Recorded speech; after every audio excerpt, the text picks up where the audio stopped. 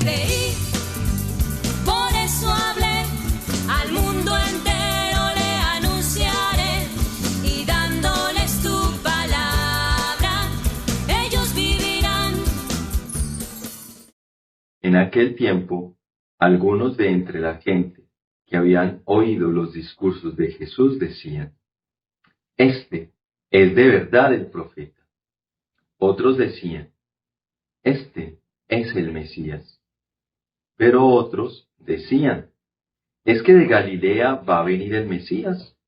¿No dice la Escritura que el Mesías vendrá del linaje de David y de Belén, el pueblo de David? Y así surgió entre la gente una discordia por su causa. Algunos querían prenderlo, pero nadie le puso la mano encima. Los guardias del templo acudieron a los sumos sacerdotes y fariseos, y éstos les dijeron: ¿Por qué no lo habéis traído? Los guardias respondieron: Jamás ha hablado nadie como ese hombre. Los fariseos les replicaron: ¿También ustedes se van a dejar embaucar? ¿Hay algún jefe o fariseo que haya creído en él?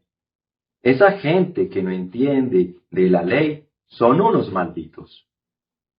Nicodemo, el que había ido en otro tiempo a visitarlo y que era fariseo, les dijo: ¿Acaso nuestra ley permite juzgar a nadie sin escucharlo primero y averiguar lo que ha hecho?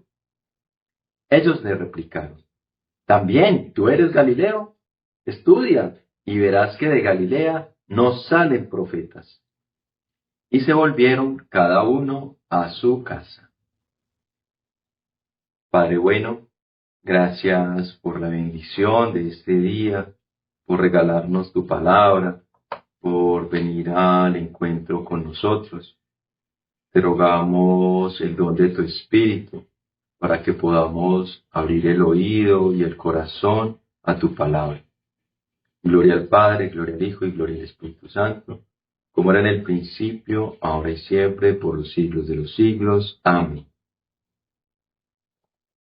Hola familia, de nuevo por acá Luis Martínez, matrimonio y discípulo de la familia misionera Verbum Dei en la ciudad de Pereira, en el hermoso eje cafetero de Colombia.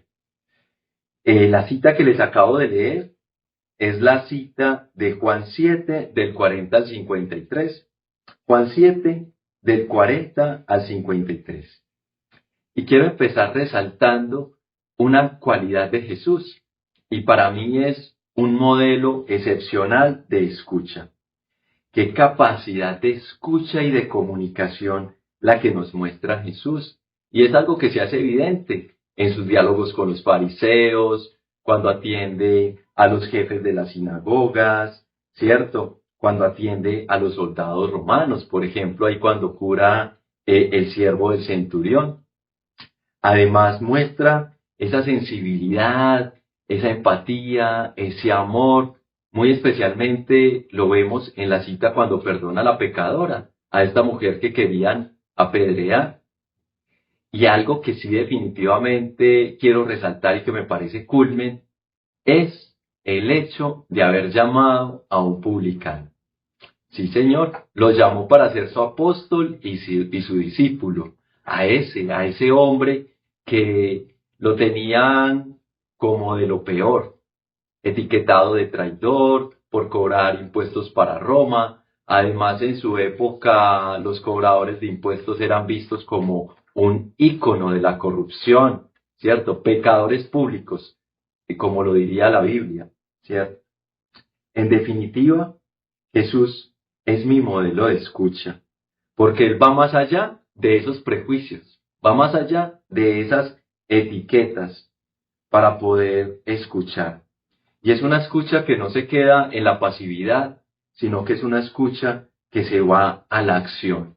Y es la acción de responder a las necesidades más profundas de nuestro corazón, porque Él escucha nuestras necesidades aunque no se las digamos. Esa escucha implica pausa, silencio, escuchar con todos los sentidos, algo que realmente me cuesta a mí muchas veces. ese abrir el corazón a la realidad del otro. Eso es lo que hace Jesús. Y por eso, para mí, esta cita de Juan 7, del Evangelio de hoy, es una invitación a la escucha activa, a esa escucha que implica abrir el corazón. Y por eso los quiero invitar, así como dice la cita de los Romanos en el capítulo 10, versículo 17, cuando Pablo expresa literalmente, la fe viene por la predicación, por la escucha de la palabra. Y se hace evidente ese proceso de fe en el Evangelio de hoy. Ahí vemos cuando dicen, unos que escuchaban a Jesús decían, este es el profeta. Luego sigue otro paso en la fe. Otros que escuchan a Jesús y dicen, es el Mesías, es decir, es el Hijo de Dios. Lo toman como su Mesías. Y concluye esta parte con los guardias del templo cuando expresan, así pasmados, es que nadie ha hablado como este hombre. Porque definitivamente es una maravilla lo que produce la escucha de la palabra en nosotros. La palabra en nosotros va produciendo esa transformación. Porque cuando se abre el oído, se abre el corazón. Y cuando se abre el corazón, se abre el oído. Esa es una dinámica de conversión que hemos vivido los que hemos escuchado a Jesús. Y los que lo escuchamos en el día a día, en la oración, que nos va invitando a vivir esa humilde conversión diaria, ese cambio de vida, de ir pasando de esas actitudes egoístas a unas actitudes que reflejen el amor de Dios en nuestro entorno. Un ejemplo de conversión que tenemos nosotros o que hemos escuchado es el ejemplo de San Agustín y va justamente enmarcado en esta parte de la escucha de una manera muy clara. Cuenta la historia que cuando San Agustín llegó a Milán, él llegó como un profesor, así, de retórica, nada menos y nada más, el arte de usar el lenguaje para persuadir, para convencer. Él llegó como profesor. Y cuando llega a Milán, a él le pica la curiosidad por escuchar, hablar a uno famoso, a un predicador famoso de su época, nada menos y nada más que San Ambrosio. Este obispo, que era conocido por su elocuencia y por su manera de explicar la Biblia, Agustín dice, no, pues yo soy profesor de retórica, vamos a ver este padrecito cómo se defiende. Y va precisamente a escuchar sus predicaciones. Y efectivamente, San Agustín queda enganchado, cautivado por esas formas de predicación, por su elocuencia y demás. Pero poco a poco va pasando de esa forma a escuchar el mensaje de Jesús. Es decir, va abriendo su corazón. En la medida que fue abriendo su oído, se le empezó a abrir el corazón para escuchar el mensaje de Jesús. Y ahí es cuando empieza la transformación, la conversión en Agustín. Cuando va más allá de esa forma o estética de usar el lenguaje y se quedó con el mensaje, se quedó con Jesús. Y ahí brotó justamente la conversión. Y es evidente que no fue algo instantáneo, sino que fue algo procesual, fue algo paso a paso, como lo vemos hoy también en el Evangelio. Primero unos es profeta, pero ya luego otros es el Mesías, ¿cierto? Entonces, este proceso de conversión, hay algo que es evidente y que es claro, requiere humildad. Y es esa humildad no de pensar menos de mí, sino pensar menos en mí. Y ese pensar menos en mí implica cuando quito el yo del centro, cuando quito mi yo del centro y tomo distancia de mi yo para poderme ubicar en el otro, en su ángulo, en su punto de vista, que es como lo que dice Nicodemo en el Evangelio de hoy. Dice, es que podemos juzgar a alguien sin escucharlo. Es que podemos juzgar a alguien sin tomar distancia de mis prejuicios, de mis esquemas, de las etiquetas que he establecido yo o que ha establecido mi entorno, la sociedad. Como lo decía hoy la cita, el esquema de la época era es que de Nazaret puede salir algo bueno. Estas son las etiquetas o los esquemas de esta sociedad.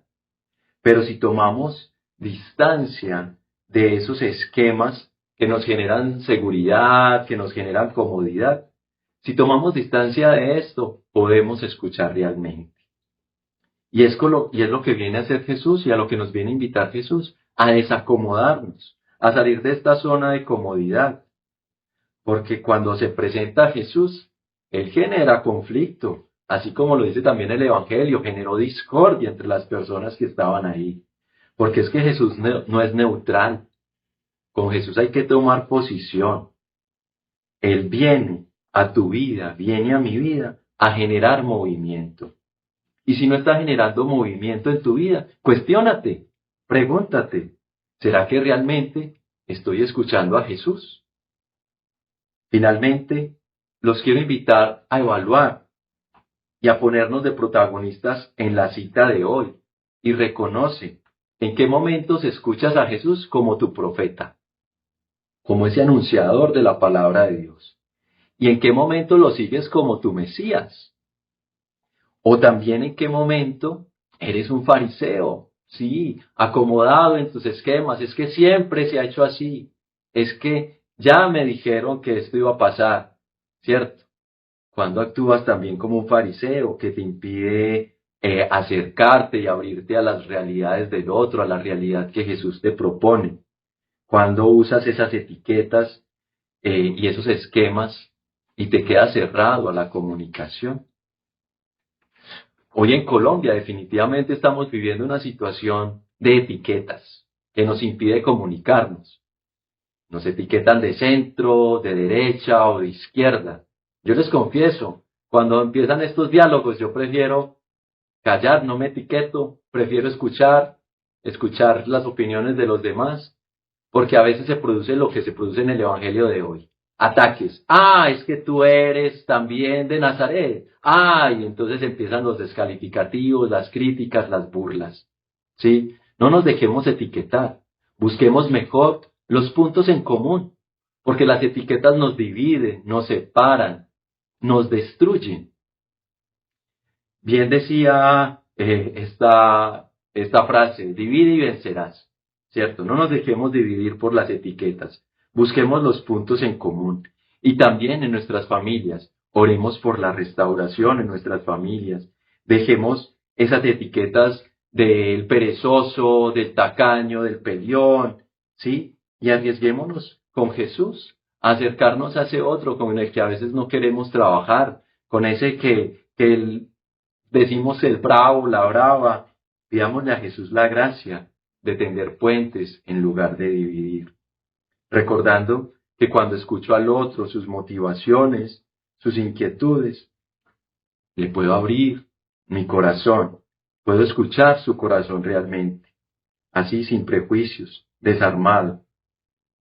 Y cuando el corazón se abre, el oído se abre, y que hoy, de la mano de María, mujer de escucha, podamos tener un maravilloso encuentro con Jesús.